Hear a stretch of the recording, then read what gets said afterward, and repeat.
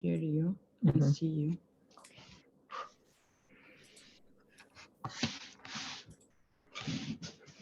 Hello, Gordon. Hello? I think it takes a minute. Hello, Hi. Tim. Hello. 3. Nicola. Hey, Francis. Yes. Hey, everybody. Let's just, we have to, well, I'm just going to keep admitting people for a bit. And then Jim, my cohort, will start the meeting right at 5 o'clock as long as we have a quorum at that point. Perfectly fine.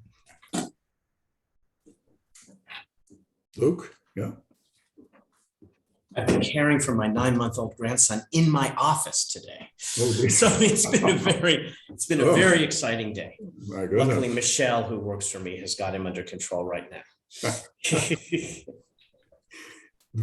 Interesting. Yes.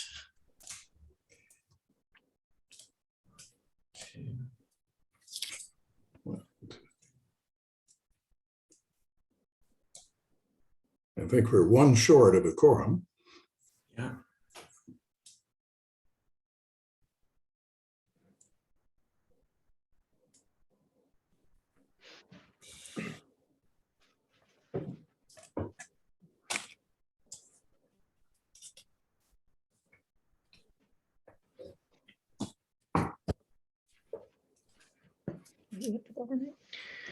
My mother bought tickets to go to the app where my nephew plays at, and it's like this weird thing where you have to they sell a table. Oh, Do you know what I okay, mean? But yeah, this is her thing, and it's like, you know how it goes. That's important. Yep. Yep. That's what she wanted. Yeah. And then with the whole coronavirus thing, like the Mother's Day didn't really work out. We ended up kind of all Oh. set, you know, because nobody knew what was going on. Yeah, no, Mhm. Margaret was waiting for a second test. Mhm. You know. Hey, Francis, if you wouldn't mind just muting until the meeting starts, that would be great. Thank you.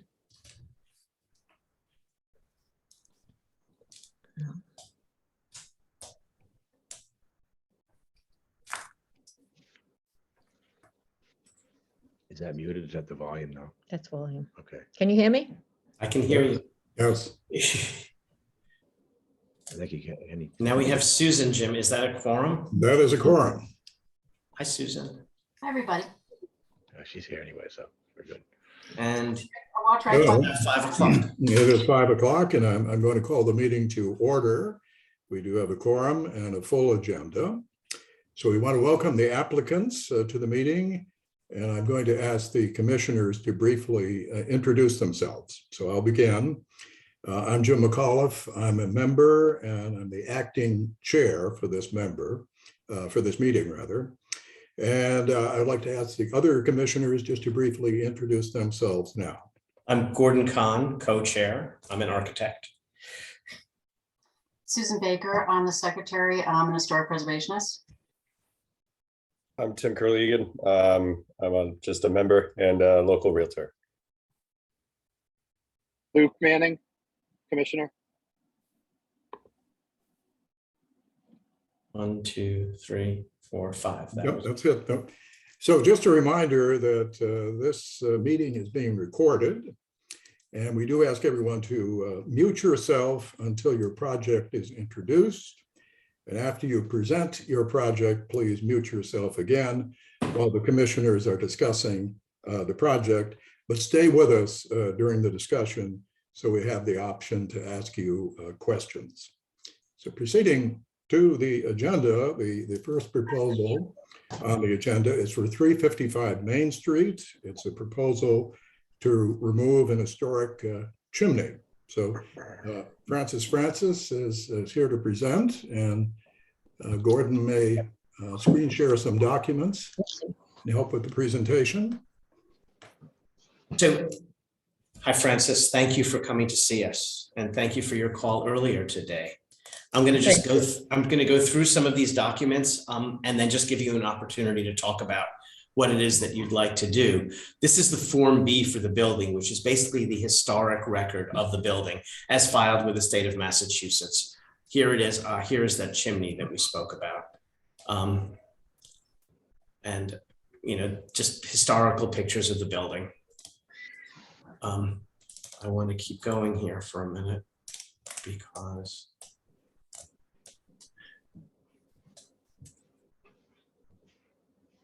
I think perhaps this and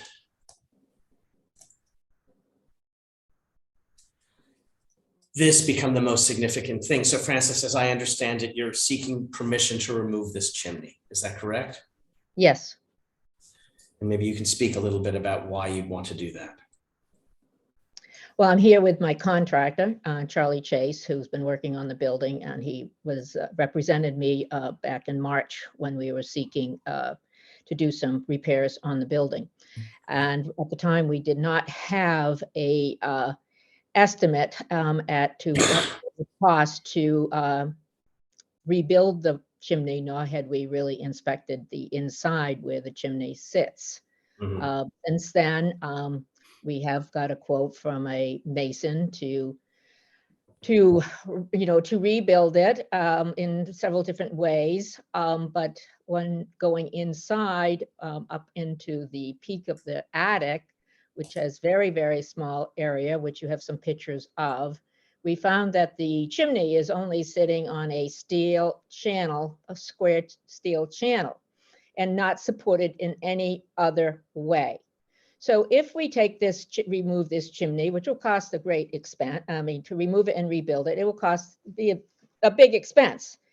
And then the question is, what's going to happen in this chimney in 20 years when there is no way of really supporting it where it sits on the channel? There's no way of putting, well, I'll let Charlie speak about that, as to what's going to happen in 20 years as this chimney may in fact put stress on the roof line again. Charlie, do you want to pick up on it?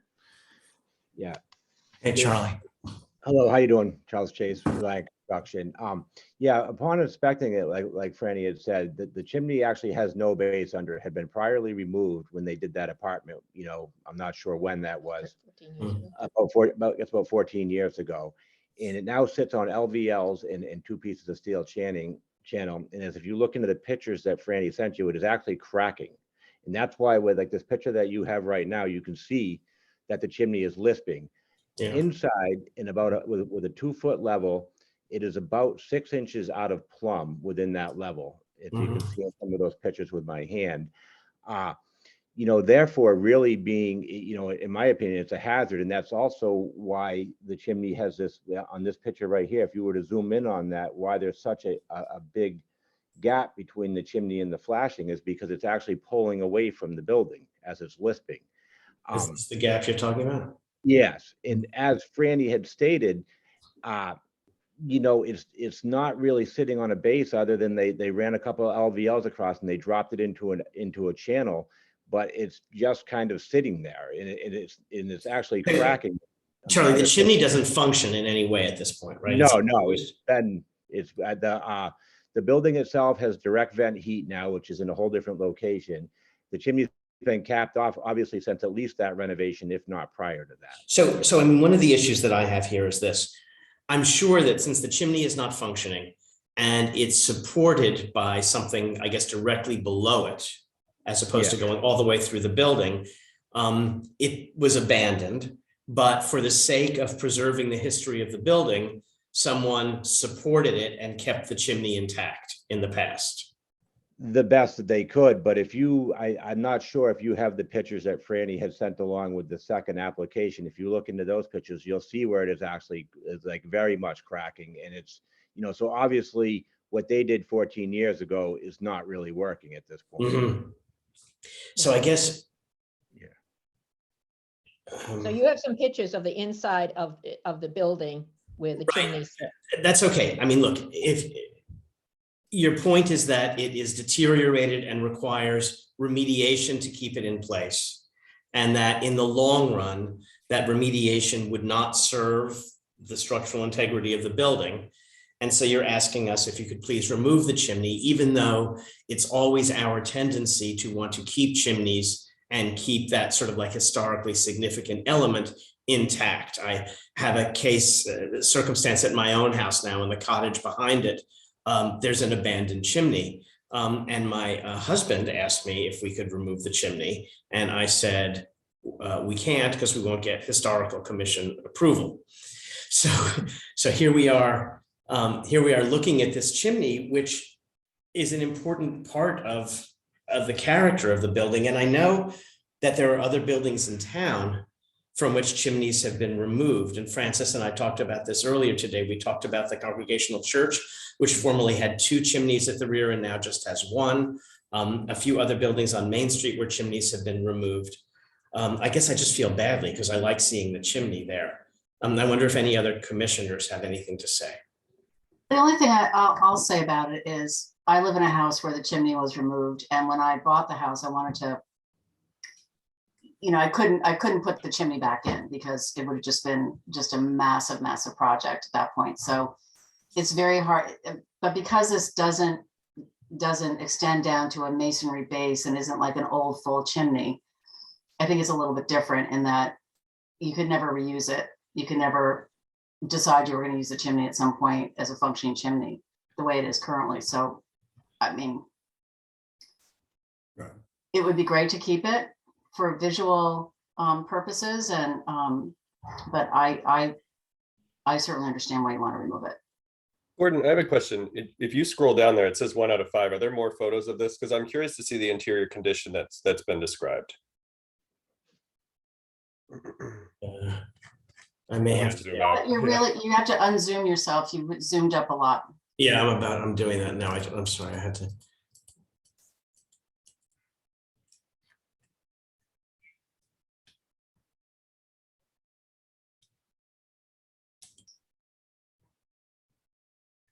Maybe it's not in these images. These are the ones from before. Yeah, it might be in that Yeah. one she sent you recently. Those are from March.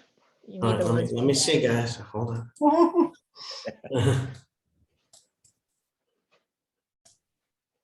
Oh, this is the same bunch. Hold on. I thought those were so informative, but I guess not fully informative. You sent in about May 5th. This is just one photo. I'm sorry, I don't have those other photos available at the moment. I apologize, but I think suffice it to say, you can see that it's listing here and the interior condition has deteriorated.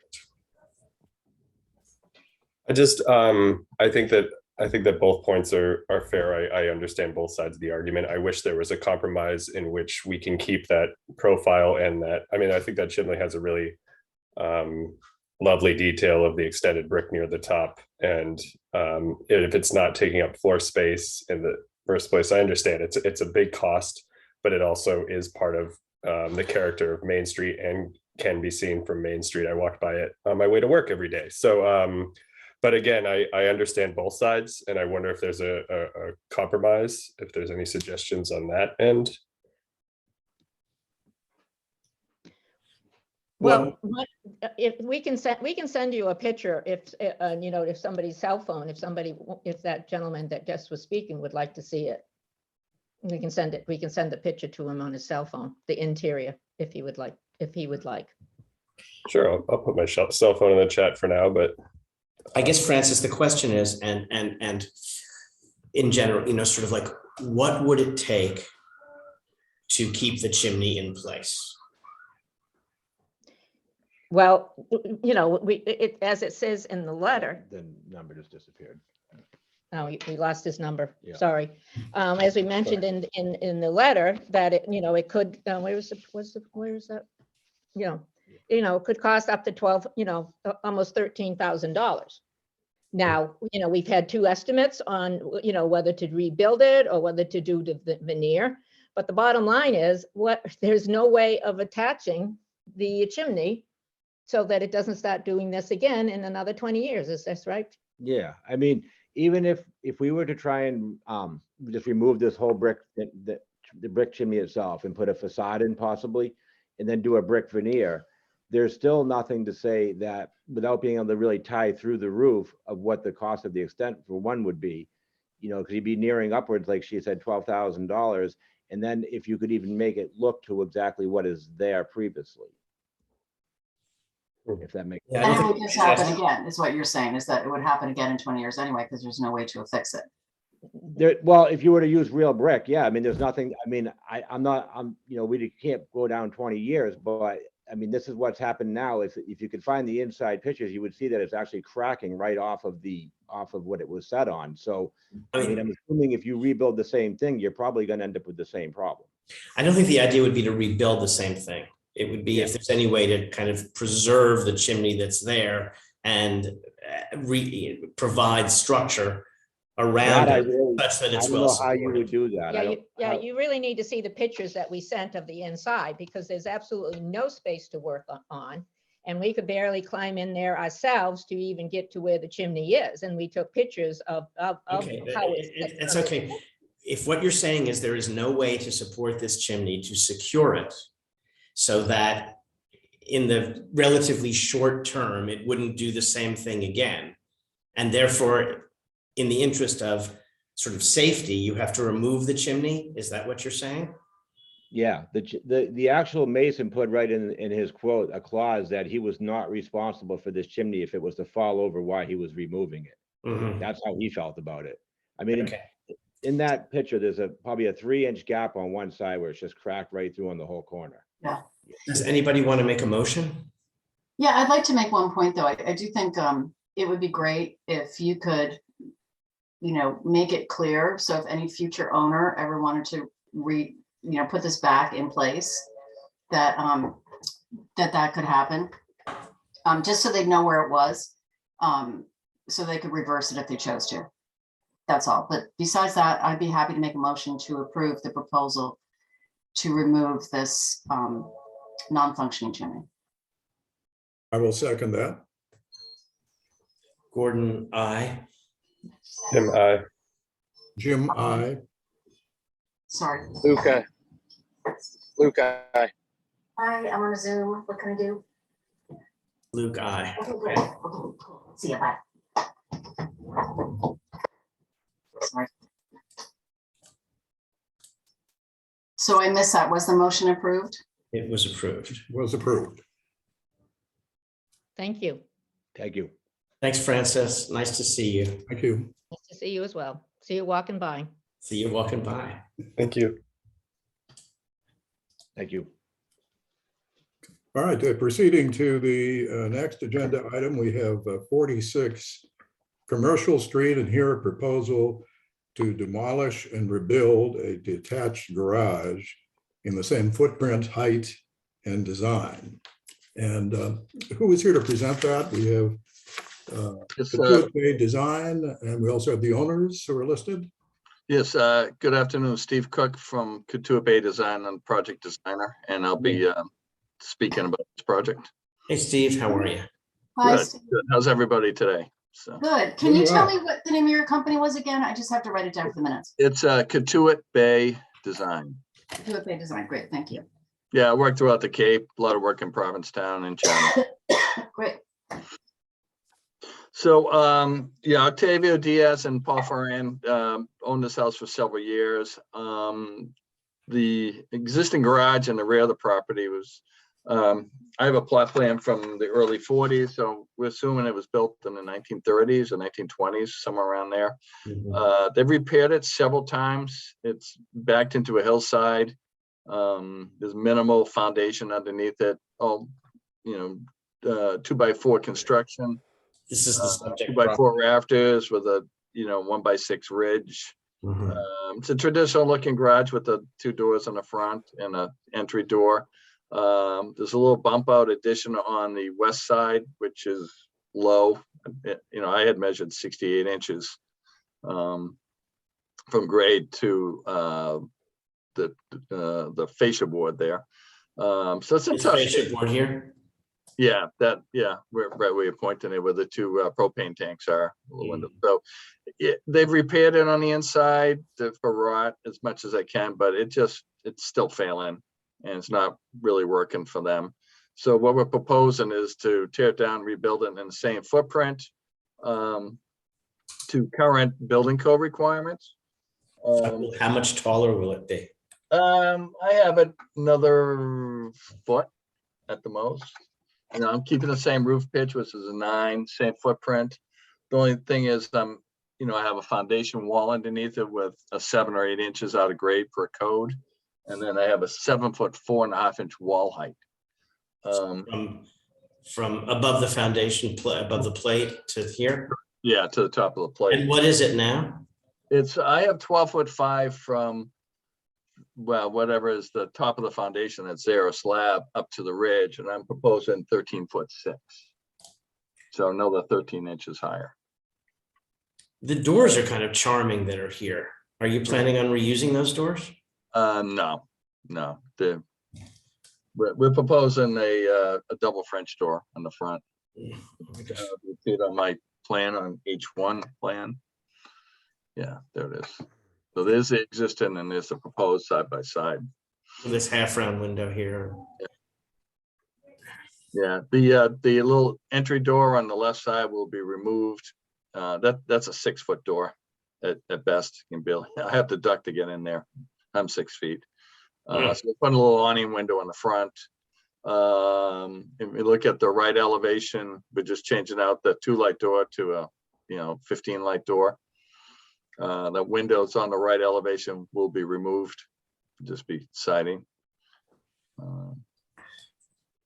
Then this is the outdoor shower, I guess. Outdoor shower, yeah, that's going to remain the same spot. And this 6/6 is going to come out and it's going to have siding, and then you're going to put this. Who is the manufacturer of the new French door?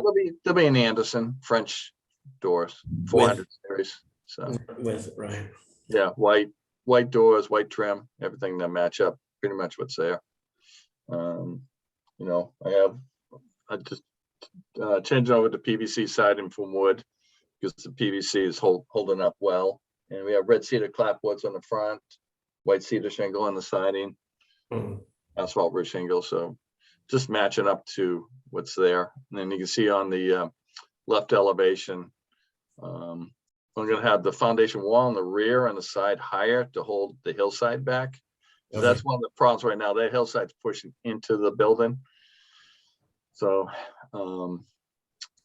most of the repairs before were on the rear and the sides and the lower level. If you looked in through the doors, you would see that they sisted up joists and they put in some rigid insulation and just to hold the hillside back. It's not working. So I'm gonna have a raised foundation on the rear. So. I guess, to my eye,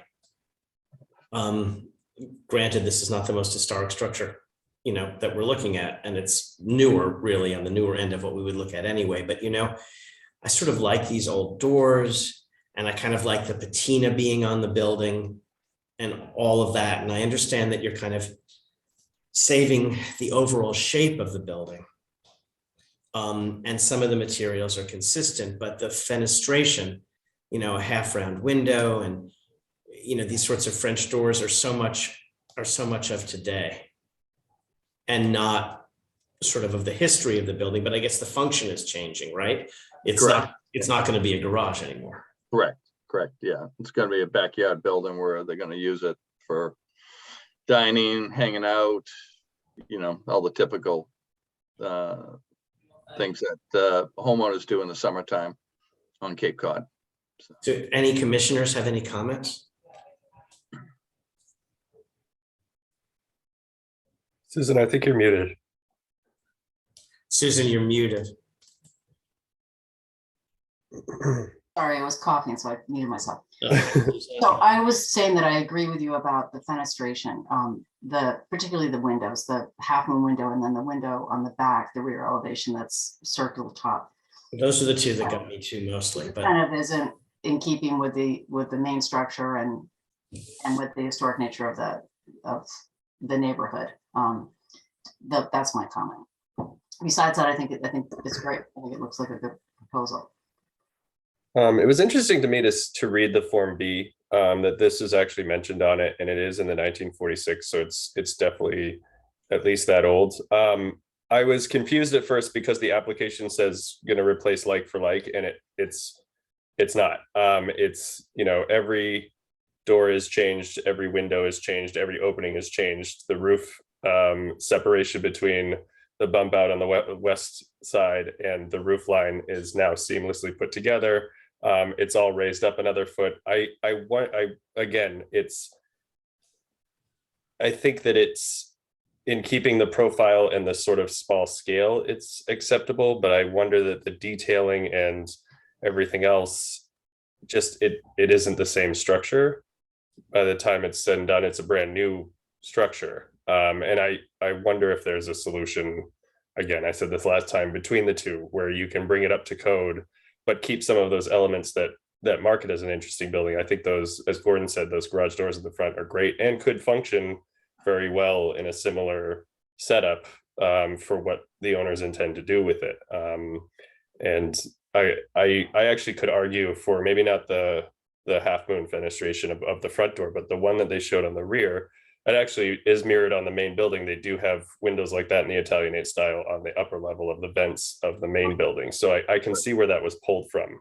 It just feels like you're taking a building that does have at least some historic significance in the local vernacular, and although attempting to keep it as it in the same silhouette and profile and floor plan, are just introducing something brand new. So speaking to the point that Tim is making, we run into this problem often when someone wants to take a building down that's, historical, to whatever extent it's historical, and then replace it with one that's just like it, because you can't, because building codes today are different. There were no building codes probably when this thing went up, and therefore heights change, and eventually sort of the proportions of the building change, the scale of the building changes. And I mean, this is a minor example of it, it's in the back, it's, whatever, but I mean, one of the things that we're very concerned about is keeping the scale of Wellfleet. It's not just about preserving a chimney, it's not just about preserving a fascia board, it's about recognizing kind of like the consistent architecture in Wellfleet Center in the historic district, and not wanting it to turn into a village of sort of McMansions that make a vague reference in massing to what was originally there.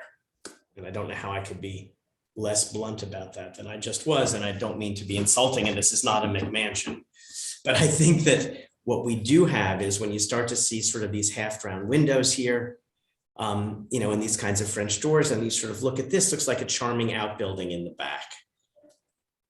I mean, one can make a case for kind of adaptive reuse, right? That it's not used as a garage, it doesn't function for the people as a garage, it wants to be more sort of habitable space in the summer, so this is befitting to that use. I guess I'm okay, except I'm not, I just don't like that half round window there. All right, would you go for the awning window that's on the left? Would you go for an awning window like that on the gable end, or no window? Like this? Yeah, if I take that, that's a 2x2 awning. Well, one of the things that occurs to me, and again, I'm speaking as an architect, right? Right now, because of the various heights of the building, you have the casing of this existing door coming up pretty much to where the rake of the roof meets the upper thing here. But here, because you've raised the roof and you've kept this door height where it is, you've got this space between the top of this door and where this point occurs. And I wondered if this might look nice with a rectangular transom. Yeah, you're right. You get some higher light in and fill the space in a way that evokes this proportion a little bit. Yeah, because I'm fine with with going back to a door that looks like the swinging garage doors that are there now. That's fine with, I think that's architecturally correct, and I agree with that. And with the transom over the door, I think that's fine since we have the height. So I'm not going to argue that point with you. I'm sorry, I was momentarily distracted by some office activity. This this is in other words, getting doors that are maybe similar to these doors, and putting a transom above them and using them here instead of this kind of stock door. Yeah, sure. Yeah, I think that works. I would appreciate on a design in historical basis. Yeah, I agree with that. I think that works fine. Mm-hmm. And is there any way to reuse these doors, do you suppose? I'm not sure. They were, the condition of them are all right. We can try. I can talk to the builder and the owner, see if we can try to reuse them. I don't know. They might be a little rotted on the bottom, but we might be able to repair them or reuse them. So They're really kind of nice. I think that they look like this era. And if you did this and you did a transom window above this whole thing, you have to have somebody make it so it matched this with single glazing or whatever you're doing. And you inserted this in here instead of this half round window and these stock French doors. I think you'd go a long way towards making it a better design. okay. Yeah, one of the things that the reason we asked for the tear down is I don't know how I can save anything. There's no foundation underneath this. I can't meet any building code compliance. It has 2x4 studs with no sills. I Right. have 2x4 rafters. So therefore, if you look at maybe the possibility of saving some elements of the original structure and incorporating them into the new structure, it kind of makes us feel like we're preserving whatever is preservable. These doors. I hear you. I don't know what it's, the doors, yeah. I think we can work to save the doors because the doors still look nice.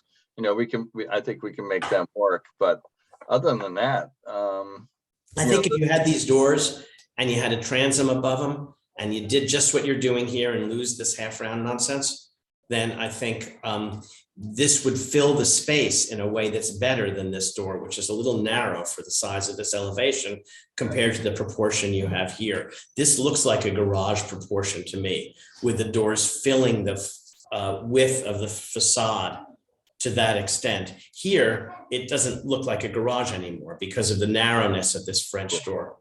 Yeah. Is the space going to be conditioned, either heated or cooled or both? Yes, it will be. Yeah. So then in that case, you won't be able to reuse those doors. They won't meet the heat loss codes. They won't meet the heat loss codes. Is there an exception in the case of, no, not if you're tearing it down and building it again. There's no exception. Right. You lose your pre-existing non-conforming at that point.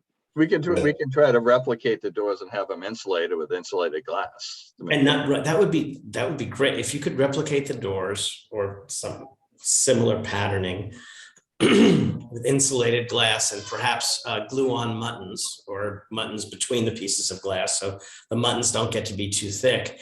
And if you could increase the width of what's here so the proportion was more similar to this, I think it would be a better design. Sure. Yeah, the window on the rear is, the clients have that window. It's been sitting in the garage. That's the reason I was using it, and it does match up with the house. It's on the rear. The only people are gonna see it are It's this window here. Yeah, the homeowners It's in the back and the it's hill. the hill, right? You can't even see it. Yeah, and Tim pointed out that it matches the second floor, so I have no problem with that. And if there's anything more old school Wellfleet, it's reusing a window from a garage somewhere, I have to say. Absolutely. I like that. But do you understand what I mean about the proportion? I mean, of what's going on here compared to what's going on here? Yeah. I understand your point, and yeah, it makes sense. So. Okay, great. Would anybody like to make a motion? So do we want to have you come back with those drawings to approve, or how does this work? Or do we make that motion, or do we approve? We actually do need you to come back with the drawings that reflect that. Okay, when's the meeting next month? It's the first Wednesday in June, which maybe I think it's June 1st, actually. June It's 1st. the first Wednesday. It's not too far. It gives you enough time to draw. Oh, June 1st. Yeah, I can't do June 9th, but June 1st I can. So That'd be great, Susan. Good thinking. If you could come back around on June 1st and you could have the drawings revised to reflect what we said. And then when you submit the drawings to the Department of Buildings for a building permit, they're going to be asking you for an extra set of drawings that we can look at to be sure that the intent of the drawings that are construction documents are in fact, similar to what we approved, so that we make sure that everything is sort of seamless. Then you should be good to go. okay. All right, so Awesome. So- I'll resubmit plans. I'll email them down and drop off hard copies to the building department, and then we'll see you on June 1st.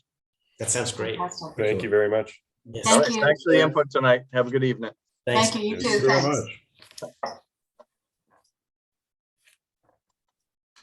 much. Next on the agenda is 70 Main Street, a proposal to replace the existing roofing on all 5 buildings with charcoal black asphalt shingle roofing, and to replace a flat rubber roof with like-for-like materials. Is someone here from Uto Construction?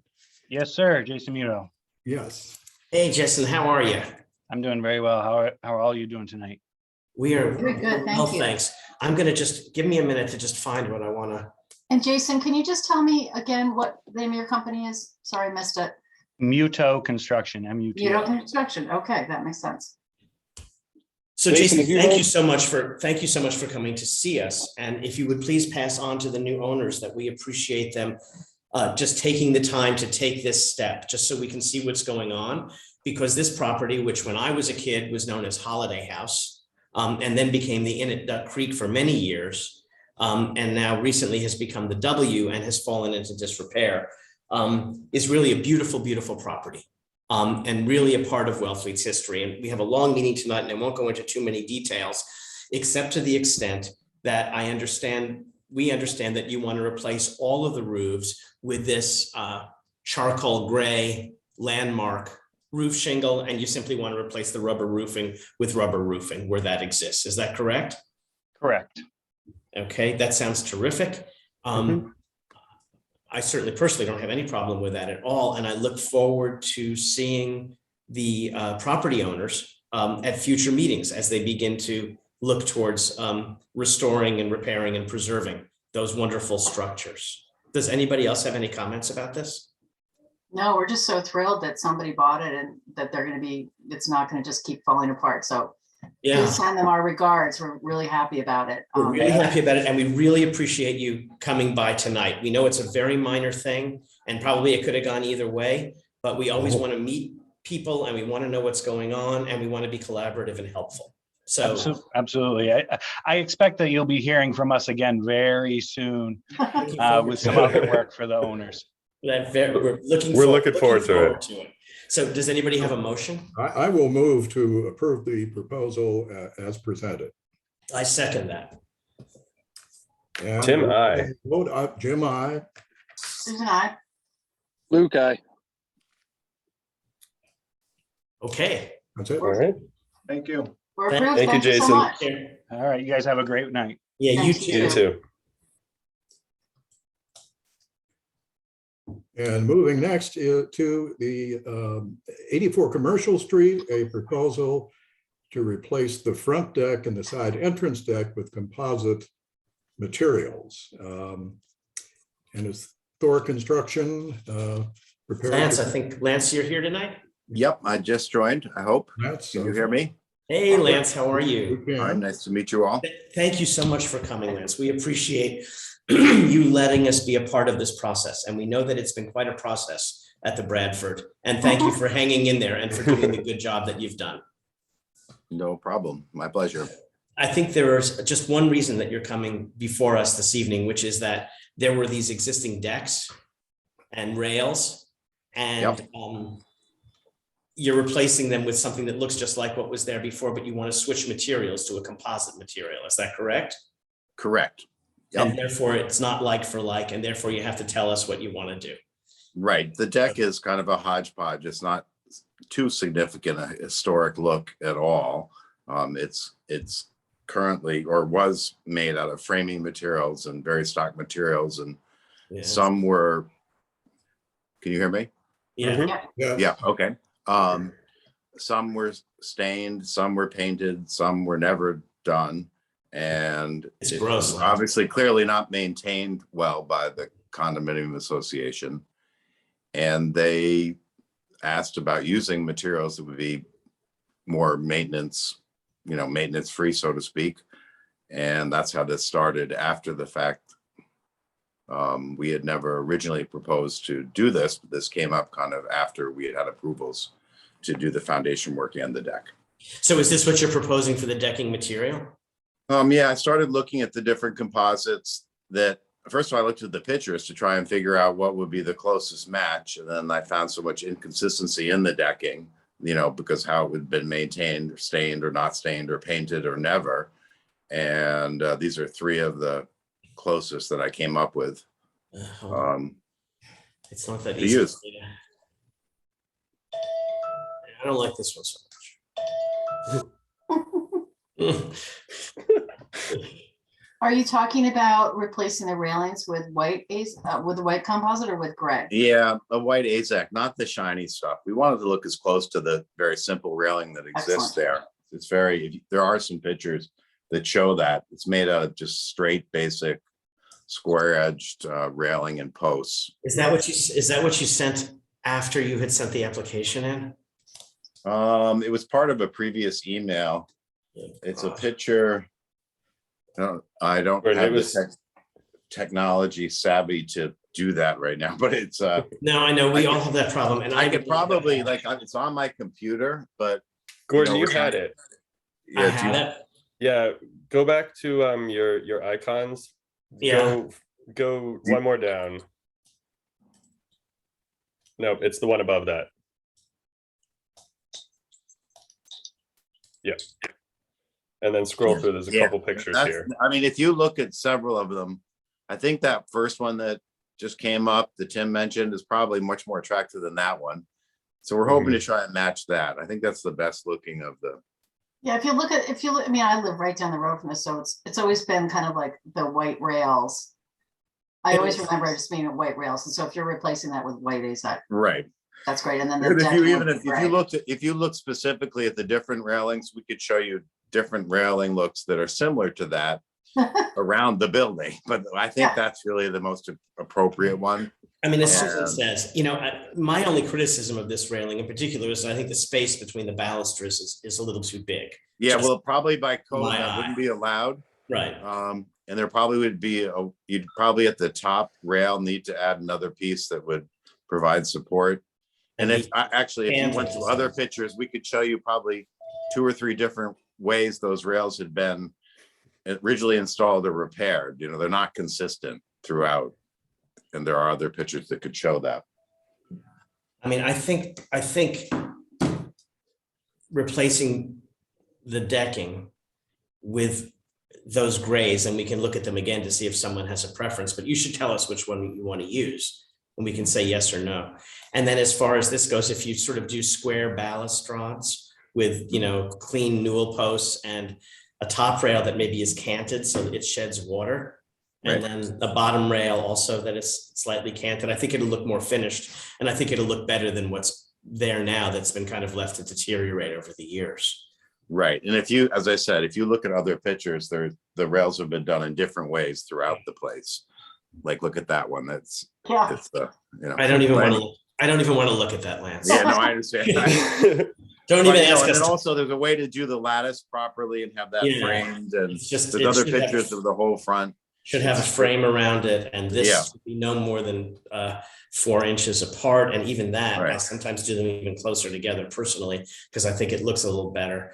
And these are just 2-bys. I mean, it's not the right No, material. and the existing decking material is framing material. It's just framing material. It's not even decking. Just 2-bys, yeah. Yeah. All right, so why don't we just look at those 3 different decking material things, and you tell us which one you feel like you want to use. That's not one of them. I would love to have the chance to sit out there in the light and talk to the owners and look at it more carefully. I think any 3 of them would be fine. Yeah, that one's fine. But There was if one you- I wasn't crazy about, the one that was not Yeah, that I like was to- okay. I like It was that I'd the- like slate to gray. eliminate one, that's fine too. This one, That one, I that don't one like I that. wasn't crazy about. yeah, I'm not crazy about that one either. But Okay. why don't you put out the other 2 and see which one they choose? That sounds pretty good. Yeah, Does anybody have any other comments about this? no. Just excited to see it. Yeah, me too. Can't wait till it's done. And Yeah. thanks for So I finding mean- that good brick that matches, Lance. Yeah, Good. we've got that on the way. We're getting there. Good. So- Getting stuff is so hard. I have a terrible time in New York. I can't get any. Every Well, we project can't- is delayed. We can't get anything here either. I went to order a Miele dishwasher for a client. It's 14 months out. Wow. It's- So shall I make a motion? Yes, that's great, Susan. So I'd like to make a motion to approve the proposal as presented. That's what I'd like to do. I'll second that. Gordon, I. Jim, I. Tim, I. Luke, I. Susan, I. Luke, did you say aye? Passes. Luke said aye. Okay, Yes, that's okay. Hey, thanks, Lance. It's nice to see you. It's nice to see what you guys do. I appreciate it. All right, Thank take you. care. Bye-bye. Thank Thank very you. much. Okay, bye-bye. We now move on to 15 Squires Pond Lane. Today, we were in receipt of a letter from the building commissioner, which informed us that the stop work order on that property had been removed on the condition that the owner agrees to update the Wellfleet Historical Commission on the status of the project there at this meeting. So I think, first of all, I think I'm going to read this letter out loud so that Yeah. it becomes a part of the record. Mhm. And then I would like to say that I have had personally fairly extensive discussions with both the building inspector, the town manager, and town council, and that they have made a determination that the stop work order would be removed. And that, as I understand it, Rick, are you here somewhere? I am, Gordon. Good Hey, evening. Rick, and that Rick has assured them that he will do whatever he can do in order to preserve whatever is preservable, but because the entire structure was removed because the portions that were to be retained crumbled during the course of construction. Although Rick attempted to preserve them, they were not preservable, according to the building inspector. Rick has to simply build a new structure, and he submitted drawings for that, and it's very similar to the original proposal that he sent to us. But the town council, the village town manager, and the building inspector have all determined that Rick can proceed, and that our role is to just take a look at his drawings and make sure that they include whatever it's possible to include that remembers some of the proportion and scale of the existing building. So I'm going to read this out loud now. It comes to the Wellfleet Historical Commission, to my attention, Gordon Kahn and Merrill Mead Fox's attention. And it's regarding 15 Squires Pond Lane, map 15, parcel 37. And it relates to the Wellfleet Historical Commission decision dated June 2nd, 2021. Dear Mr. Kahn and Mrs. Mead Fox, I'm contacting you with respect to the Wellfleet Historical Commission decision for the above referenced property. As you may be aware, the recent activity at the site appears to be inconsistent with respect to the conditions as set forth at the Wellfleet Historical Commission decision dated June 2nd, 2021. Outlined below is a summary of my recent involvement with the property owner. On April 7th, 2022 at 11:26 a.m., I posted a stop work order on the property and contacted the property owner, Mr. Ricardo Rivero, in writing to inform him of such order. The order was placed on the property due to construction activity at the site that was not in accordance with the approved building permit number 21-408 issued December 22nd, 2021. This order was issued under my enforcement authority as stated in Massachusetts State Building Code 780 CMR section 115.1-115.2. Upon receipt of this order, Mr. Rivero contacted me directly to discuss the activity at the site as it relates to the Historical Commission decision dated June 2nd, 2021. He informed me that the original salt box structure could not be saved due to being structurally unstable and unsafe when he attempted to support and preserve this portion of the original building in its existing location. He then dismantled this existing construction in sections and retained these sections on the property. He informed me that his intent is to incorporate the sections into the new structure to the maximum extent possible in accordance with the 9th edition of the State of Massachusetts Building Code 780 CMR and the Wellfleet Historical Commission decision dated June 2nd, 2021. I requested that Mr. Rivero submit revised plans, and he provided the following information on April 20th, 2022. And it's a list of the drawings. On April 28th, 2022, I contacted Mr. Rivero in writing, informing him that I removed the stop work order on the property. I conditioned the removal of this order based on the fact that the owner agreed to update the Wellfleet Historical Commission on the status of the project and attend the upcoming May 11th, 2022 commission meeting. It is my opinion that the provisions of the Town of Wellfleet general bylaws, demolition delay bylaw, do not apply to this particular situation because the owner obtained a building permit on December 22nd, 21, and still intends to adhere to the Wellfleet Historical Commission decision dated June 2nd, 2021 to the maximum extent possible as allowed under the 9th edition of the State of Massachusetts Building Code 780 CMR. Please contact me with any questions. Sincerely, James Badera Jr., Town of Wellfleet Building Commissioner. So Rick, all I want to say about this is, I just wish that you had told us what was going on when it was going on. If I may, Honorable Chairman, members of the commission and staff, as everybody knows, my name is Ricardo or Rick Rovero. I'm a professional engineer and building commissioner, principal of the architectural and engineering firm of Provost and Rivero and the construction management firm of Engineered Construction International. I appreciate all the time that this commission has yielded us and me. As everybody recalls, we started with you folks November of 2020.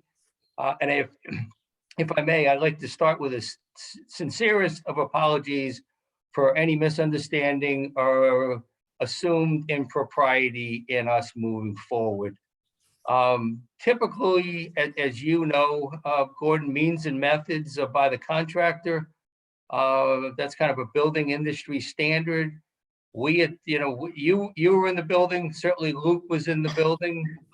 Rick, I need to stop you for a minute. Sure. Means and methods refer specifically to how something is accomplished. How many people are on site, what safety measures are taken in place, what the schedule is. Means and methods are one thing, scope is something else. You were forced to change the scope as a result of the deteriorated conditions at the building. I don't know what means and methods have to do with it. We attempted, Gordon, to try to jack that with a rotted sill plate and the rotted columns. And even though we had a channel iron on the bottom, there were no floor joists in there because the floor system was actually on rotted sleepers on top of sand. You and Luke were both in that building and are somewhat up to speed with that, Gordon. So our attempt to preserve, once we realized we couldn't elevate and jack and put a foundation under it, was to disassemble and essentially do what we did. And again, and that's when you should have stopped and you should have said to the building inspector, I have to disassemble this because it's too deteriorated to keep intact. And I need to go back to the historical commission and tell them that I have a new plan in place. That's all. I understand what happened. We all understand what happened. No one wants to cause you harm or delay you. And all we're going to do is we're going to look at these drawings and we're going to see what you're going to build that has some recollection of what was there before. And then you're going to move forward. I think that's where we are, Rick. I certainly appreciate your stand on that. And again, our sincerest of apologies. Mm-hmm. As you walk through the plans, Honorable Chairman and staff, the only thing that were updated on the plans, although it was updated in a number of places, Gordon, two notes. The two notes state. Okay, let's wait till we get to the plans before we do that. Okay. I need to make one more statement, Rick. I would like it put into the record that this is an exceptional circumstance and this is not a precedent for this commission. The only reason why this project is moving forward with the plans that you submitted to us originally is that you could not accomplish preserving that front corner of the building because it was too deteriorated. And with all your good intentions to do so and follow the commission's hearing approval, it could not be accomplished. I apologize if my words are not well chosen at the moment.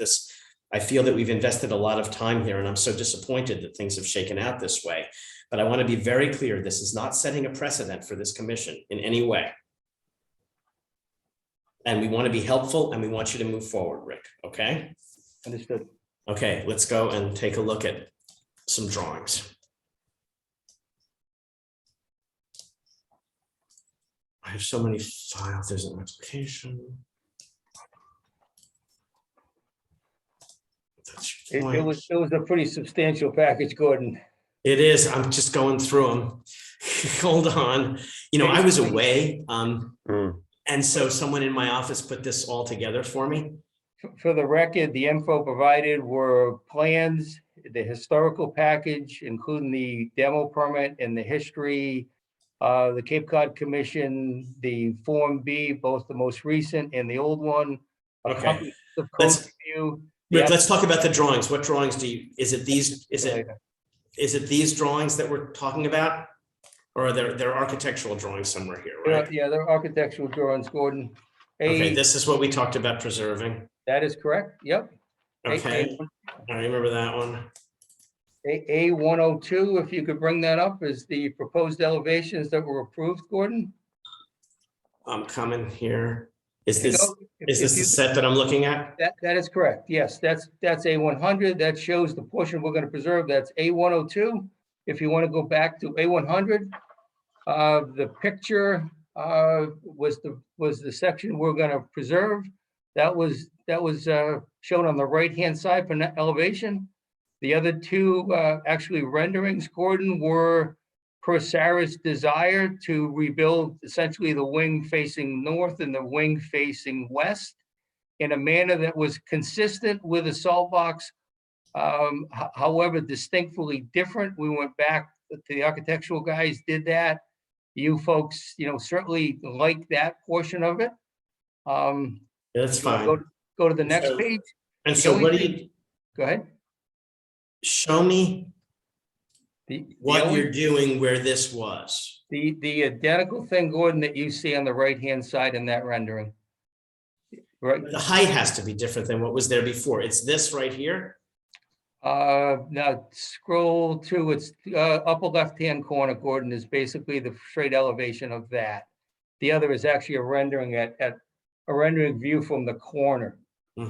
So this is what it is. It was a non-conforming lot. The footprint is going to remain the same. Quite frankly, the only two items that have changed in these plans are the original salt box to remain. Everything else is the identical. The new plans note that same note on the elevation, Gordon, that currently says area known as original salt box beyond, which identifies it. There wasn't anything else changed on these plans whatsoever. This is what you changed right here. Other than notations. No, that's identical. That's known as original salt box. That's correct. Yeah, area is known as original salt box. Prior to that, it said original salt box to remain. That is correct. Yes, sir. Are you able to reuse any parts of the old building in any way? You know what, Gordon, the posts are severely rotted because it was post and beam construction. At vertical planking, the biggest challenge we have on this is trying to meet 780 CMR with with a coastal wind loading of 140 miles an hour. As you know, Gordon, you've got just shy of 30 pounds per square foot wind loading on that. If you scroll back up, each of those corners in red are actually diaphragm corners. Diaphragm corners are essentially made with a zip sheathing in a nailing pattern that allows you to create a lateral diaphragm at the corner. You would just go on by it, Gordon, if you want to scroll up. I'm sure. I know what it is. You're familiar with diaphragm corners in post and beam construction with what was existing in vertical sheathing, most of which, I was thinking more in terms of windows, doors, anything that's historical that is the windows, Gordon, we had submitted on as far as Muttons, the A400 or equivalent. Those were submitted on and approved. The front entry door was a door in which Rich Robichai was going to make. There have been no other modifications to these plans. Okay. All I'm saying is sometimes it's nice if there's an old element in the old building, just one even, that gets incorporated, and then you've got your new building, but hey, this was from the original house that was on this site. You know, No. if I may, Jim Badera and I, Gordon, and as hard as I think we've collectively worked on this, and certainly I understand where you stand as far as, you know, precedent setting.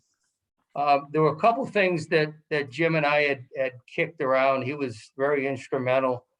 One is what we are preserving on site. If in fact that could be used off-site somewhere else, we would donate that, would transport that, would do whatever we needed to be reused potentially somewhere else.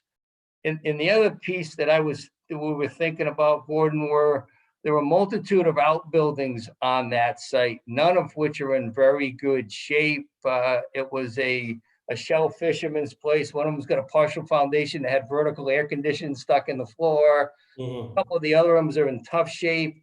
If one was to classify that as a garage or a utility outbuilding by building code and not a habitable structure, clearly the code requirements are diminished. I guess what I'm really trying to say, I'm not even thinking about that. But if I think that isn't there like an old beam somewhere in that house that you could use over a fireplace somewhere? Or isn't there some part of the old house that you could at least stick in somewhere to just have some notion? You know what, Gordon? I could, and John Weber and I, the gentleman that you met, were kicking around some of those ideas. If you look at the first floor plan, when you come into what's now going to be an open structure, scroll up, that's an electrical plan. Nobody cares about the mechanical and electrical guys, plumbing. Nobody cares about that stuff.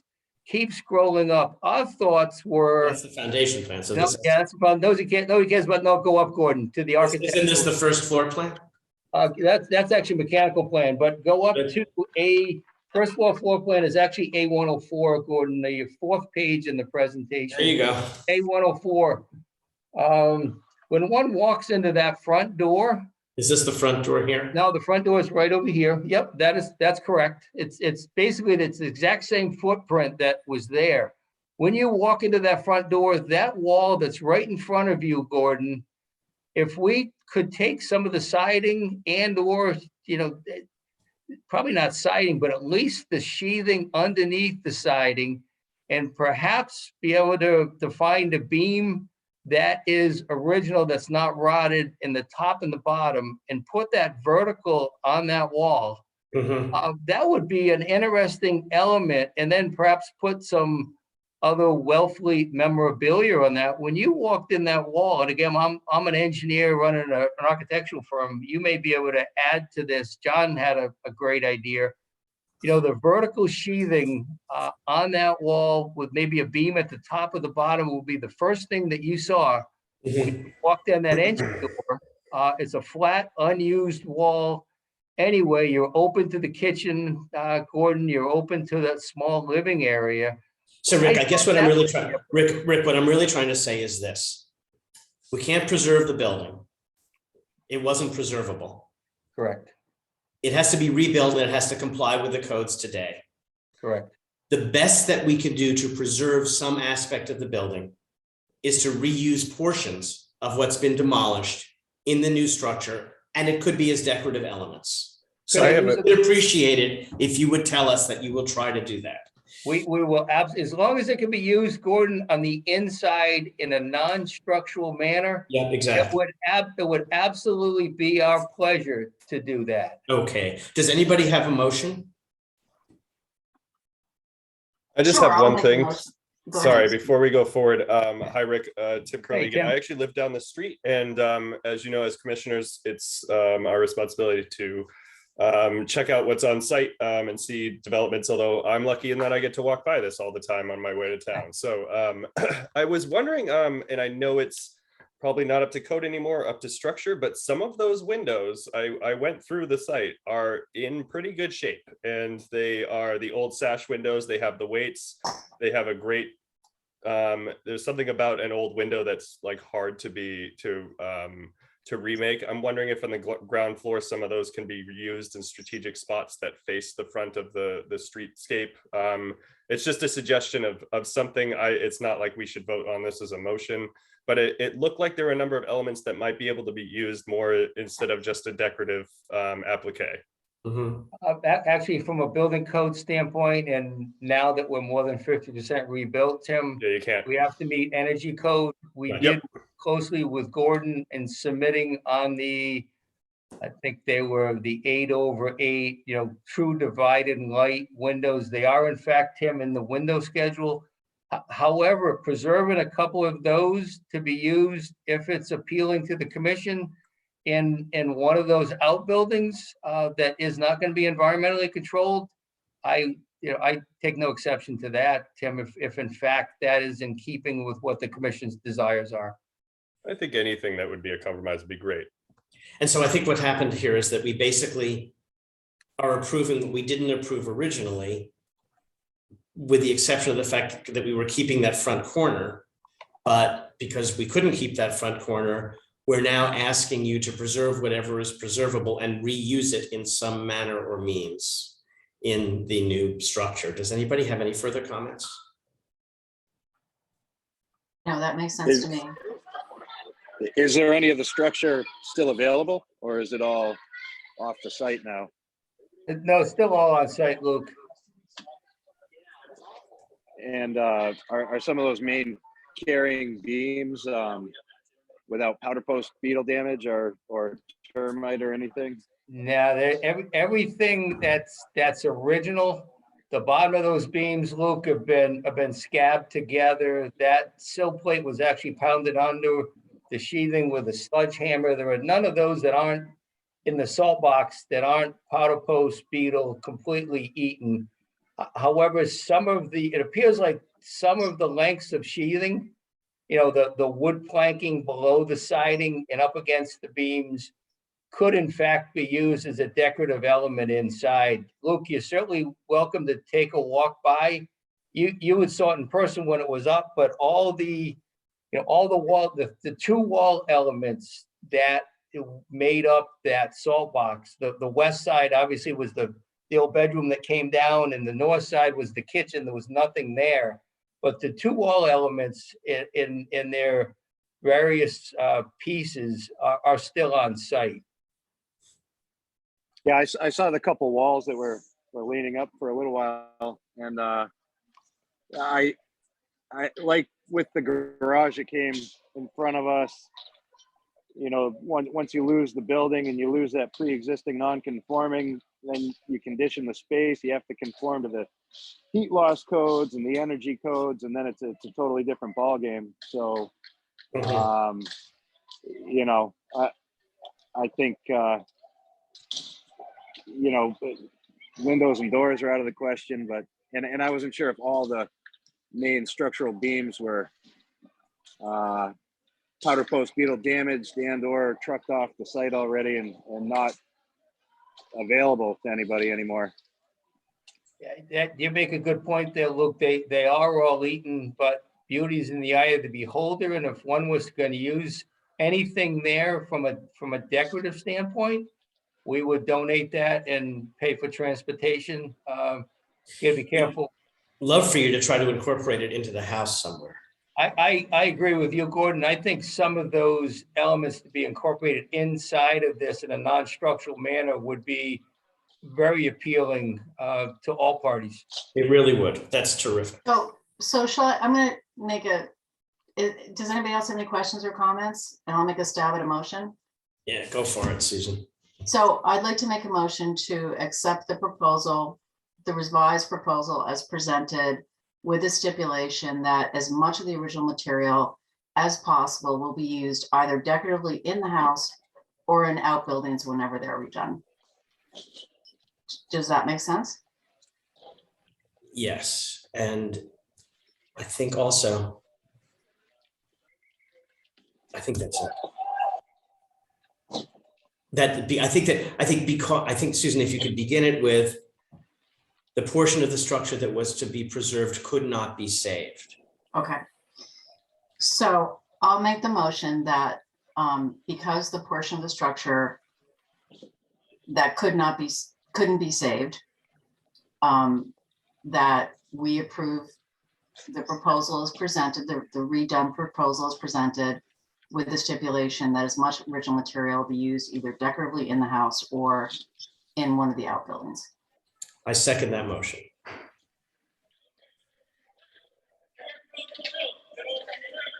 Oh, Sorry. Anybody gonna vote? Am I? Jim, I. Luke, I. Susan, I. Gordon, aye. Okay, Thanks, Rick. Good Great, luck. Thanks, guys. As we make progress, certainly everybody's in the neighborhood. Feel free to swing by. I know a number of you folks and I'm either there or up the street in Truro. So it'd be great to, to show everybody the progress and clearly looking to be, in keeping with Wellfleet and in keeping with, with the neighborhood. Hey, Thanks, Rick, guys. if something goes wrong, you gotta tell Jim and you gotta tell us, okay? If we can't do what we just set out to do, all right? Deal? Certainly will. And I may Okay. even solicit you, Gordon, as we start doing finishes on the inside to weigh in if you don't mind.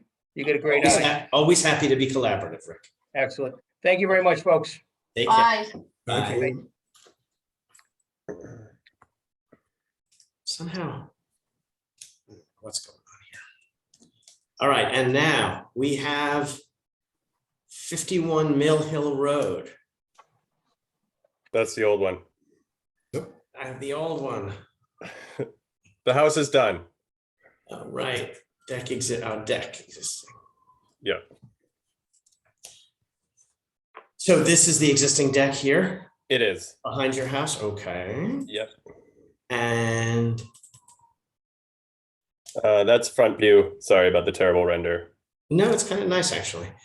And and this is the massing of the house, and the deck is seen for, so if you're driving up Mill Hill Road, you'll see this little corner of it here. Yeah. Although usually my truck's in the way, I apologize about that. No problem. And that's the proposed plan, a little more detailed. It's almost the exact same footprint. It actually, with the stairs, it shrinks by like 2 inches all the way around. The platform of the deck is 8 feet by 4 feet, and then we just ran full length stairs along the two edges, so we can have access for the driveway and the yard. And put some pots of flowers and stuff on there. I hope so. Yeah.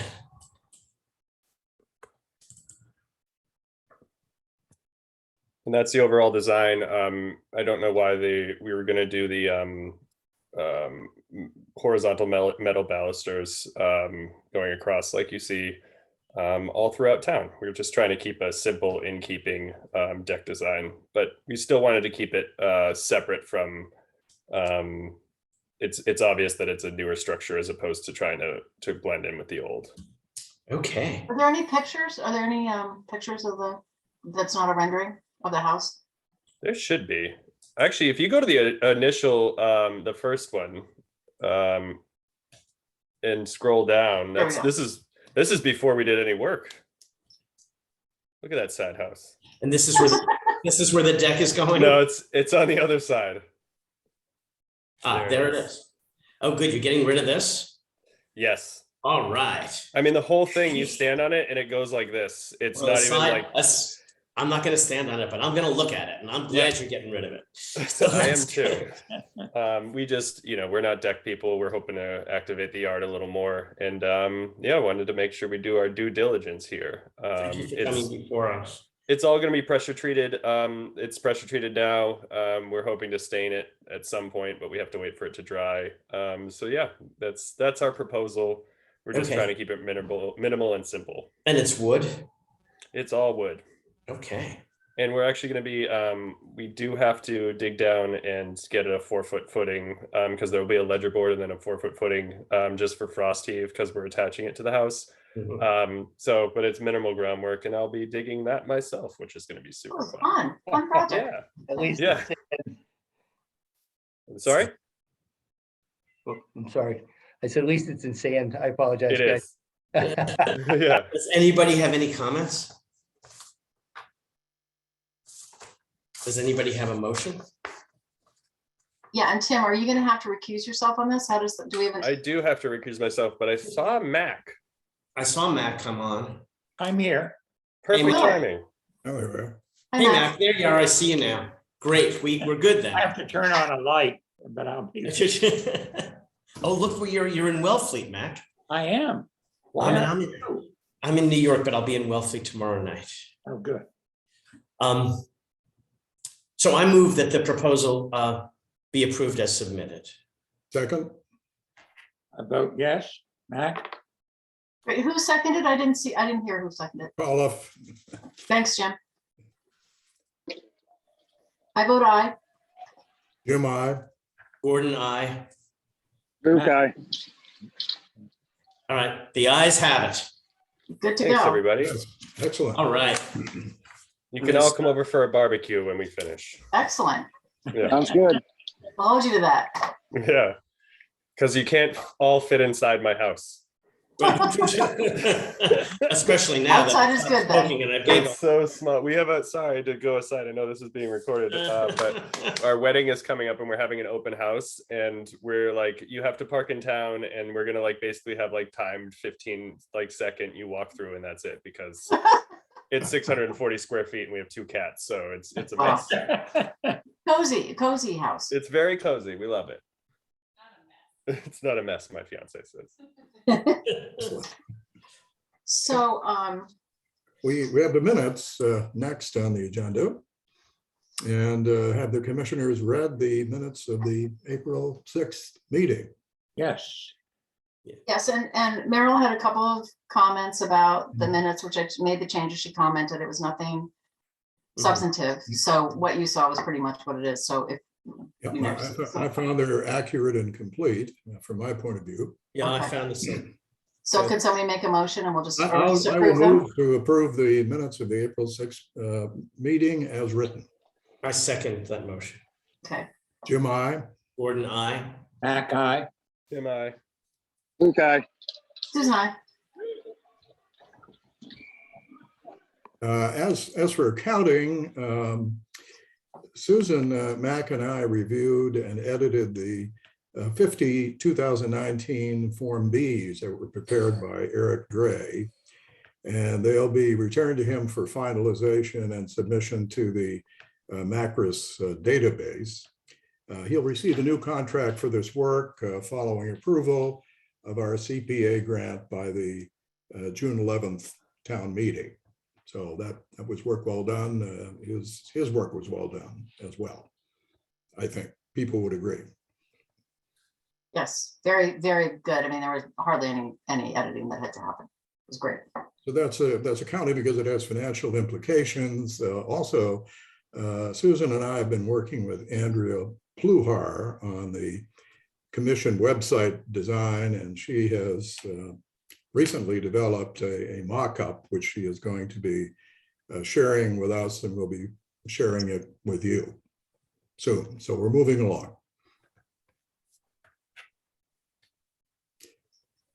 Correspondence? Did we set up a time to meet with Andrea about that?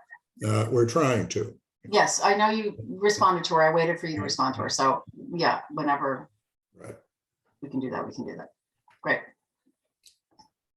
Correspondence, letters to homeowners, social media. I mean, I haven't got any notifications from the town, but any have sold. I need to probably follow up with them because I think there have been some house sales. Like I didn't get the notification about There's nothing for in sale. Duck Creek, stuff like that. What'd you say? There's nothing for sale. There's nothing for sale, but I a was couple gonna of things say, have if you know sold. of house sales, please tell me about it. Because I don't got think nothing. there's nothing. That one at the foot of Railroad sold. I know, I heard for 1.2 or something ridiculous like that. Very, very expensive for an Yeah. 800 square foot house overlooking. What is this? The one, it's at the bottom of, it's all Bogsy Barrio's old house. It's at the Right, bottom of Oh, Railroad oh. and Main and Commercial Street. Tina, And it sold- Tina and Faye lived in there. They were 2 people from New York. They lived there. And there was a, it's like 800 square feet and it sold for an outrageous amount of money. A lot of money. Yeah. So I don't think I'll follow up with town about that. But as far as I know, there's nothing. Maybe it has to finalize all the paperwork before it actually. I just want to make a general statement, and now might be a good time to do it. First of all, I hope I was clear about the not setting a precedent with what happened with Rick. And I hope that I framed it in such a way that it could not be preserved, and that's why it was not preserved. I think you did very well. Let's just make that very clear. And the other thing that I want to say is that I've sort of been looking at other towns recently. I had occasion to be in Edgartown. I've been in Chatham recently. even in Harwich.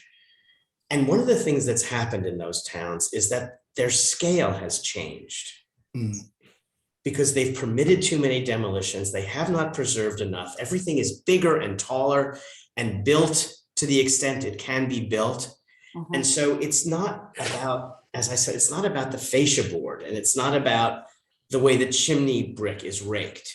It's about the very scale and the nature of the way a town feels.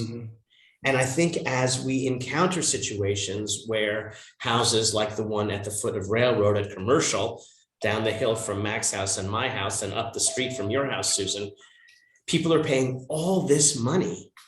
They're people who have money and who have the possibility of changing the scale of the town. And I think we have to be very, very mindful of how we can help them understand how the scale can be preserved. And that's sort of what I was looking at with that garage. You know, as soon as it got bigger and you had that stock French door in there, the whole scale of the thing changed in my eye. Maybe I'm super sensitive because I'm an architect, but it no longer looked like the garage in the back. You know, the doors didn't fill the elevation properly. The height was not right. I think we can help people with some of these things. Anyway, that's my general statement, because I get concerned. I look at what's happened to Edgartown, where what's his name, Ahern, runs the historical commission there, and they just tear down stuff right and left and build up new stuff that, you know, looks like the old stuff. But it doesn't. I mean, I agree. I think that's one of the reasons why it's so important for us to have a relationship with the realtors, so that they understand when they're selling these properties that, you know, there are restrictions, and you do need to think about this when you're buying a house. You can't just build like that house at the bottom of Railroad. You can't just expand that and like build some big house there, you know. I 100% agree. And I think that also, Susan, when you're sending those letters, that's such a great thing for people to be aware of. And I think that I sent through, and sorry I sent it so late today, an additional version with a few edits for a realtor presentation. But I think that's very important to convey. I've been spending a lot of time as a realtor lately convincing people not to buy things. And I know that sounds counterintuitive, but that's how this market is going, because a lot of people come in and think like they're coming from New York, they're coming from Connecticut, and they look at a property and go, you know what, it's worth the land, it's worth the property, we can just do whatever we want. And we see it in Truro, that, I mean, the one that's been in the Independent nonstop, the 5,100 square foot. It's right. That's happened in Truro. It started happening in Truro about 15 years ago along Old County Road, in all those beautiful hills where you used to have that wonderful view out to the bay. And there's it's just. And I think that's what we're here for. And I think that how, Gordon, how you handled that with the, and glommed onto it, and it's tough in a split second decision when what they presented was that they were going to rebuild the exact same thing, and that's what they wrote, and then they show you a picture and it's not, and you have to quickly find why is that suddenly changed. And it's great to have your eyes on that, Gordon, because I also, you know, immediately stuck to that front door opening, and that it's all about scale. And I think that a lot of this stuff, unfortunately, we get into the situation where code comes into play, and when you could have pulled something off that washed in offshore and built your house from it, you know, 100 years ago, now if you have, you know, it's fire hazards and openings and how much you take down of a property. But Tim, looking at that garage that was presented to us tonight, it complied with code, but it could have been better. Do you know? And I think that was handled well. Here to help collaborate, to show them how it could have been better and what's slightly off, because someone who maybe is not trained in the way that those of us who are professionals are trained, or doesn't have the eye or their sensitivity to scale, may not understand exactly what's wrong with it. Right. Some of it is and some of it is taste. You know, some of it is just kind of the aesthetic. So you have to, and that becomes such a you know, variable thing that you have to. It is taste. And there has to be room for free expression and all of this. It's a complicated thing. And so that might have to do with a half round window or not a half round window, but the very scale of something is not subjective. I agree with you on that. And maintaining the scale of the Wellfleet Historic District has to be our most important mission. I agree. And I one point I wanted to make to you, Tim, I went through your proposal and it looked great. the only thing I want to make sure is that realtors really understand, I think it was a little confusing, that it's not just the historic districts, it's any building in town that's 75. Oh, yeah. years old. Yeah. And Yeah, I would and like lead with that and say. yeah, and that's actually, and I probably should have, I left that in there. And so if Gordon and I or me leading on this presentation says this is not your only, because the next slide is these are the other criteria, and the third criteria apart from 75 years old and the historic district is if it's been deemed already that it's historic. Right, and I right. think that that's really important, because we have some like modernist house stock that doesn't quite fit the criteria that is listed now. And someone might buy something like the Weiss Cottage and think I can do whatever I want with it, and it's you can't touch it. And it's I totally agree. I included that as an illustrative point of that, but I will make sure that happens, because you just assume if it's off downtown, it doesn't matter. Right, exactly. And I think that's what people will assume. Mhm. I think there's an example in town of a house that was constructed on School Street. Oh, yes. Oh, Yes. So Sorry. that's okay. But I guess what I mean to say by that is that people who want very big houses with lots of bathrooms tend not to buy houses in Wellfleet. Mhm. That there are other towns, the Bayside of Truro, Chatham, Harwich, the Vineyard, which is, just been the scale of which has been so altered over the last 30 years. Yeah. But my concern is that now with all these prices, people are going to start coming, it's expensive. And the people who are buying these houses are expensive. And then you wind up with something like the house on School Street, for example. And there was no building there. That was like, they bought the land and they built there was a car junkyard. It was it was like an empty lot that had a barn on it at one point. So the intention was to have scale elements on that building, right? It's not like one big box, it's stepping forms, it's all that stuff. But when you look at it as a totality, it looks like it looks, I guess new is a good way to describe it. It looks suburban. It looks it's because the entire street is 10 feet to 5 feet from the road, and it's set back on the 25-foot setback. So I get why it happens. And I think that I know the owner. Actually, I walked by again. That's my nice guy. Loves his house. But it's and that's what you mean about scale. Scale doesn't just mean the openings of windows against the profile of the building. It also means how it sits on the site and how it sits with its surroundings. And I think that gets very difficult. Architecture is first and foremost about proportion. but building on a vacant lot is beyond our. Right, we have no jurisdiction. Yeah, we can't do anything about that. If you go down Chiquesset Neck Road, where Hamlin Farm forks off to the right there. There's that house that was altered on the right, which I think is kind of good looking. Yeah. They did a decent job with that. I don't know whose house that is, but I think it's nice. They did a good job on that. Yeah. I think. Yeah. That row though upsets me because it was working people's houses and they're all tarted up. They're all tarted up. Tarted up is a good way. And the thing that's going to be interesting. I've heard you use that expression before, Mac, and that is what I'm afraid of. Yeah. I have a New York client who bought an old house in Chatham at the end of the road, down the road from a friend of mine, and hired one of these local guys like Ahern, but it wasn't Ahern, it was somebody else. And they built this thing. And, I've done his apartments in the city and I did his townhouse in the city, but I look at this and it's like every possible flourish with the curly thing at the thing and the this and that. And I'm like, oh my God. It's like, it's just, you don't know what to look at first. So you don't think we should submit our 4-story Victorian elevation on this house? Right. Okay.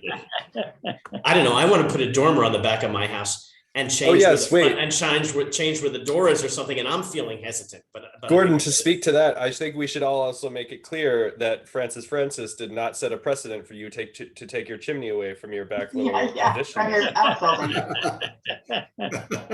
Should make it clear. I mean, our guidelines say we want to keep the chimney. I know. And there are tons of buildings in New York City where there are chimneys on top of buildings that are supported by steel that don't do anything below the roof surface because you can't take the chimneys down. Yeah, I mean, I think, they made the case for that They really did. I mean, they would have had to, it would have cost a lot for them to rebuild it, rebuild any kind of thing that wasn't gonna harm the roof and the structure later. Right, we're But- talking about Wellfleet, we're not talking about Perry Street, right? Right, sadly. When I've taken them down in Provincetown, we've had to put faux chimneys up with a brick veneer, but that isn't, it's not really a great alternative. It's just kind of. It's not an alternative in my mind. Luke, No. was that price that she mentioned, was that reasonable? Well, I don't know what that price would cover necessarily. I mean, if they were gonna repoint the existing bricks and try to build some sort of structure under the chimney, I could see that maybe being a little steep. I don't know. You have to really get in there and look at the structure and see how to support the existing chimney. But I think it could be costly, but it all depends on what's there for structure and how much weight you can load onto it. I don't know where those pictures were. I apologize, guys. I did my best. I was in Puerto Rico and then I came That's back. And fine. I had Carlos and Katie in my office kind of put things together as best they could. And then I jumped in and then I had these really protracted discussions with town council, with Charlie Sumner and with Jim, the building inspector, who's great, by the way, and really helpful about that whole situation on Squires. And it consumed me. I was at first so enraged and then I was feeling. If that first communication that we got was just appalling, he should be imprisoned for it. Right. Right. I felt like it was, for goodness sake, in Pound Ridge, New York, Richard Gere took down 10 trees and was fined $50,000, Right. It'd be nice to have some teeth to to have some real teeth. We don't have any teeth. Face the consequences of what they do. And it sounds like that guy, besides kind of delaying it a little bit, hasn't faced any consequences. Well, and the other fact is that it's advisory, and anybody who wants to outweigh a demolition delay can file some paperwork and do whatever they want. So. And Luke, I would want your opinion because I did go on site and I have pictures in my phone right now. The wood is not that bad. There's a bunch of that wood that can be saved and used. So I hope that they do. Yeah, well, there's ways to save it also. It can be treated. I wasn't sure what was left. It looked like most of it got hauled off. Yeah. But I'm all for trying to. I was just trying to find a way to have something. Right, and that's absolutely right. Even a fireplace mantle, something. Yeah, So that's just like something. The original house, right? Yeah. You think the homeowners would want to do that? I mean, it's not. That was an easy one. He should have just said yes. Yeah. Well, it sounds like he's kind of retracting the statements regarding making the basically the ugliest house he could, or having something kind of fall in line with the original drawings that were submitted. I think is at least we've got that. Yeah. I mean, I would just, as I said to him, if the structure had crumbled in the way the building inspector described to me, Rick had described to him, then if he had stopped and said, I cannot do what I agreed to do, I think we all would feel a lot better. Yeah. Yeah, you wouldn't feel like you might have gotten railroaded through this whole thing. Right. I mean, that's always the question mark, right? Yeah. Yeah. The whole town is full of buildings that if you start to take them apart, remove the entire floor system, thoroughly gut them, then you're going to be left with a shell that's going to be able to be deemed, not salvageable by somebody. So that's the danger that I see is if too many things are, just if you take it apart and then have a professional come look at it, he's going to say, well, yeah, you can't meet the most current codes now, and there's a lot of things that are going to interfere with it being salvageable. But, and they're all over town. I mean, the whole town is littered with buildings that are in the same scenario. Look, we have a good solid building inspector now, Luke, which is different than what we've had in the past. And we have someone who's going to be here consistently and who's very communicative. If we are taking down more than 50% of this thing and it's a disaster and it has to comply with the current code, there's nothing we can do. It has to comply with the current code. If the building inspector goes in during the course of construction, for example, in the case of Squires, and sees that the thing can't be done, he has to say, he's the one who has to make a determination to say, this can't be saved. I think hiring an outside consulting engineer or someone who can be bought and sold and all that stuff doesn't make any sense to me. We have a building official. He has to go in there and tell us either this exceeds 50%, therefore, it has to be new, or, we couldn't save that corner. It's not practicable to save it. But I think that, yeah, sorry. I was just going to say, like, No, go ahead. Oh, sorry. But to what Susan brought up earlier and what I'm hoping to accomplish when people are at least getting into these houses, never mind already owning them. I think like our house is a perfect example of what you're talking about, Luke, where when we took apart this house, someone could have easily looked at it and said, you know what, you've got to tear the whole thing down. It could have been Squires Pond. However, we knew going in that we were going to have to deal with all these structural issues and everything and build the house basically from the inside out again. But that's what we knew going into it. So we were prepared. And it's tough when you get someone who's throws up a quote from $12,000 to $20,000 and says it's a financial hardship. And I kind of sometimes feel like being like, well, I'm sorry, but that's the reality of your house. It's not, then you can't afford to do it. It's not that, we should then be bending over backwards because you can't afford something. You should be aware going into it that it's going to cost a little more for a historic house. And that's why you have this historic house and this historic property. Yeah, and it's interesting because with the Francis project, when I was a kid, all those houses, people lived in them. Right. So that was why I was saying, if it comes a time in town where people want to live downtown again, instead of just having businesses, I want to make sure that somebody could replace that if they wanted to and see where it was. That was great, yeah. Basic tenets of historic preservation is that if you're going to remove something or change something, you have to make it restorable or salvageable. Right. And you have to document it. Interior, if there are pocket doors, you don't want them anymore, leave them in the wall in the open position. Right. And build them into the wall. I was thinking that I had an experience where I was doing some renovations on my house, and I came back one day from New York and I saw that they had installed this new window in the back of my house. It's an Anderson plastic window. And, I have these old windows, and I, first of all, had a huge asthma attack. And then after that, I said, that window that you just took out, put that back in, moved over 6 inches. That's what you have to do.